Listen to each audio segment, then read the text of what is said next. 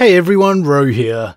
Today we discuss Roboute Guilliman's biggest grudge against his father, the Emperor of Mankind.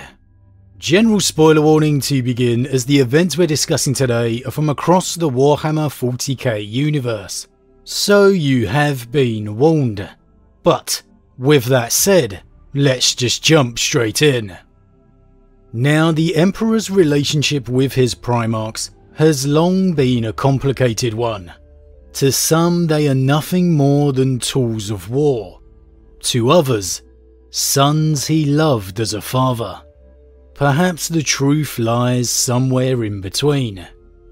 For Guilliman, Primarch of the 13th Legion, we have seen virtually nothing of him interacting with his father. However, we have seen enough over the years to gain a fairly good understanding of their relationship, at least from Guilliman's perspective. In the days of the Great Crusade, Guilliman was a paragon of loyalty, dedicated to fulfilling his duty to the best of his abilities. Of course, much of this he learnt from the world on which he was raised, Macragge, and the human father who raised him, Connor Guilliman. It's undoubtable Guilliman benefited from a far greater upbringing than most. However, that should not be held against him for the accomplishments he achieved. For all his nurturing as he grew to a man, his greatest gifts were the ones bequeathed by the Emperor. His instinctive ability to see the wider picture upon more than just the battlefield. Thanks to these, the 13th Legion carved out great swathes of territory, leaving behind an infrastructure his brothers struggled to match. In those days, like most of his brother Primarchs, Guilliman would never dream of criticizing his father. The mere notion was simply absurd. And one of the true moments of emotional reflection we see from Guilliman is during the early parts of Corax's Primarch series novel, Lord of Shadows, by author Guy Haley. Here, as the fairly newfound Corax is hosted by his brother, he makes a mention of how Guilliman has spent more time with their father than him. And Guilliman can only lament that he did in the beginning, revealing his sadness at not being able to do so since then. It's not much, but it's clear the emotion is there. Guilliman, like many of the Primarchs, wanted nothing more than to spend time with his father. Now, the outbreak of the Heresy was to prove a pivotal moment in the Emperor's relationships with his sons, with some betraying him and others remaining loyal. Roboute Guilliman, as we know, remained true. For all his Imperium Secundus may well be heretical to Terra, his intentions and motives were pure. His hope was to keep his father's dream alive. And as it was in the aftermath of the Heresy, it would be Guilliman who would assume the mantle of Lord Commander, leading the Imperium into the new age of the Scouring. Despite the loss of the Emperor, you could say that Guilliman remained unchanged by the revelations of the Heresy. However, that's not the case, and the emotional and mental scars laid during this time are ones that Guilliman still feels to this day. One more deeply than any other. And this revelation comes from a very short passage within the Dark Imperium novel, again by Guy Haley. And it's very interesting as it actually has nothing to do with Guilliman's, how shall we say, disappointing reunion with his father.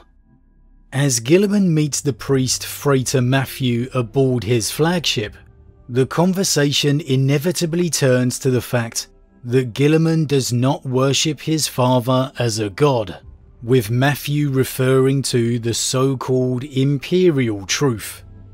And this is where it's revealed how conflicted Guilliman has become. Not because his father's lack of compassion in their reunion, but because of the revelations all the way back in the Heresy.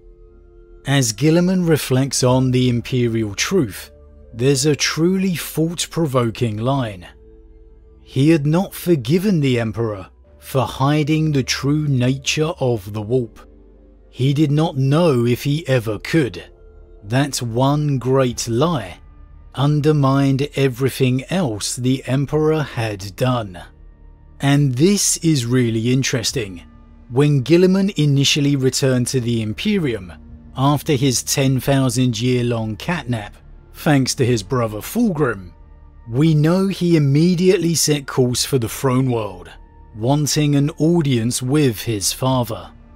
While the exact events of this are still dubious at best, we know Guilliman became a little emotionally crestfallen at the reception he received, feeling the veneer of humanity had been stripped away from his father, and that now, whatever his father had become, humanity was no longer a part of it. And we have seen how this emotionally affects Guilliman as the Dawn of Fire series and the Dark Imperium trilogy have continued. However, that's not the figurative betrayal that bites the deepest, the grudge he can't let go. It still, even now, all rolls back to the one lie told from the start, the truth hidden, the truth of the ruinous powers. For me, seeing Guilliman still struggling with this really contrasts with his other brothers who remained loyal. The Lion is probably the most likely Primarch who knew the truth, the one son who was resistant to the whispers from the start. And well, even if he's not, we've never seen him reveal any particular frustrations with the Emperor at this point anyway. The same could very much be said for Russ, one of, if not the most trusted of all the Emperor's sons. While he thinks the Emperor should have told them all from the beginning, his loyalty to his father, if anything, has only grown. Vulcan interacted with the Emperor more than any of his brothers during the Heresy, and saw firsthand the sacrifice his father was having to make. There is no grudge harbouring within the Lord of Drakes. Maybe our best comparisons here are Rogel Dawn, Sanguinius and Jagatai, the three Primarchs who defended the throne world against the traitors. All three felt the Emperor should have told them. All three felt the hurt of their father's lie. Admittedly, perhaps Sanguinius and Rogel more than Jagatai, but all three felt that same emotion as Roboute. So all three, in theory, would be feeling the same as him now, still feeling that one lie, undermining everything else. However, I don't think they would, because they had one big difference that Roboute didn't. An explanation. They had Malcador. During the events of the Siege of Terra novel, The Lost and the Damned, again by Guy Haley, we were able to witness a meeting between the three brothers and the Sigillite, and during it, Rogel bared his frustrations on not being told of the ruinous powers from the beginning. Finding himself unable to properly counter the threat he didn't understand. And this leads to a larger conversation between all four of them, with Jagatai and Sanguinius agreeing that they should have been told.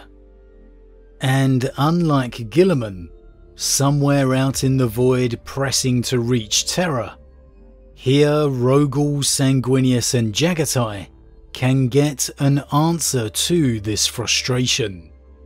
Malcador simply tells them that they were not told, because that avenue would have been worse. Literally asking the Primarchs, "Don't you think we would have told you and explained it all if we could?" Using Rogel as an example, Malcador explains that no matter how much you were told, you wouldn't be able to truly comprehend it. And so you would have been drawn to study the warp in order to master it, thus leading to your own fall. To name the gods is to invite their attention. Now the three Primarchs still disagree with Malcador. They don't just accept it and sweep it under the carpet. They still feel that knowledge would have helped. But the key is they get that explanation. They were able to ask the questions. For me, it's proven moments later when Sanguinius sums it up basically saying, well, it doesn't really matter. It is what it is, and they are where they are.